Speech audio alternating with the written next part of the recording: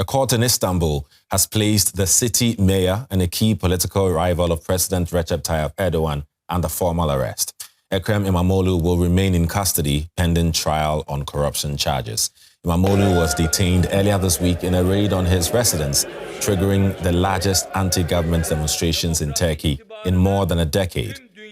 Opponents of President Erdogan accuse him of trying to remove a major contender in the 2028 presidential election.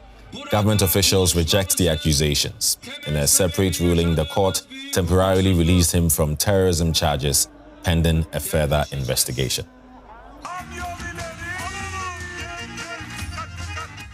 Let's get more from Istanbul with DW correspondent Dorian Jones. Dorian, what does the court decision mean for Istanbul's mayor?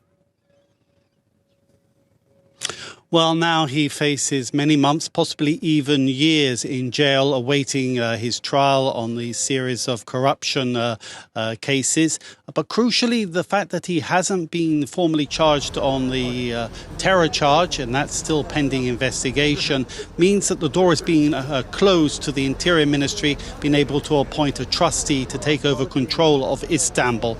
The Imamoglu's party, which controls the local parliament in Istanbul, will now elect a caretaker mayor. So the door has been closed to a possible further escalation in this crisis of transferring the control from the opposition to the presidency. But for Imamoglu, he now faces many months, possibly even years in jail. Right. So what impact could this have on his political career?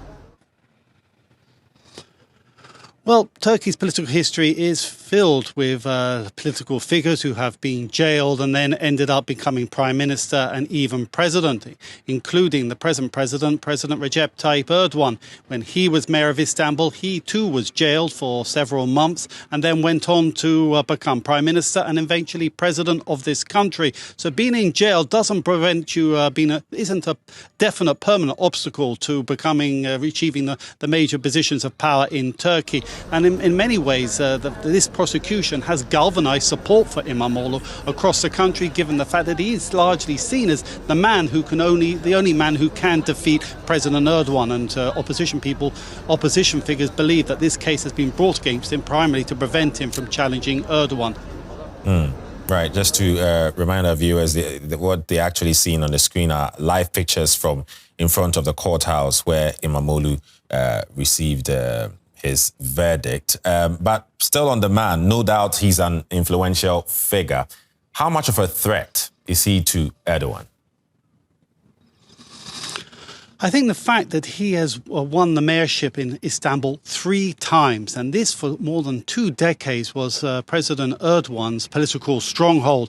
And in the power, and the reason why he has been so successful is he has his ability to reach beyond his party's secular base. He's very popular among Turkish nationalists and even Kurdish nationalists, and crucially religious voters as well, which is a major base of President Erdogan's support. And his ability to reach out to all sections of Turkey's deeply polarized society makes him such a potential threat to Erdogan in any presidential election. And indeed, many opinion polls give him double-digit leads over Erdogan. So he is definitely seen as a major threat and a leading figure of the opposition. Right. I'm just wondering, what happens next? We understand that, Imamoglu's political party, the CHP, are taking some sort of steps. What could that be? What do we know?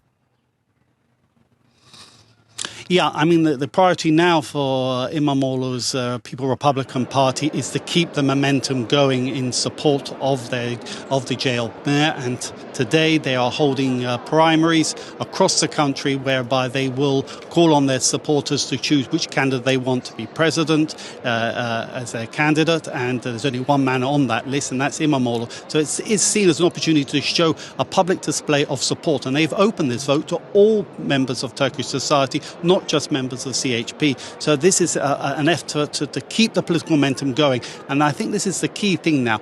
With his jailing, does these protests, which we've witnessed across the country, which have grown and grown in the last few days, do they continue to grow? Do they continue to spread across the country? Or will they start to dissipate? And I think this is what both the opposition and President Erdogan will be now looking to.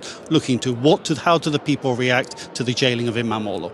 Right, as we're talking to you, we're still seeing some live pictures from the CHP headquarters. That's the party of opposition leader Imamoglu. Just to be clear, Dorian Jones, is there still that possibility that even though as things stand, he's received the verdict and most likely will be held, until further notice, that he could still be named as the presidential candidate for the CHP party? Well, even before his arrest and prosecution, he had his university degree annulled. Now, to stand as a president, to be president in Turkey, you have to have a university degree. So officially, that door has been closed, and many critics see this whole process of the annulling of his political degree, and now the prosecutions, and now the jailings. It's just one effort after another to lock him out of politics and prevent him from running for president. But we shall see the coming days and months how the society reacts.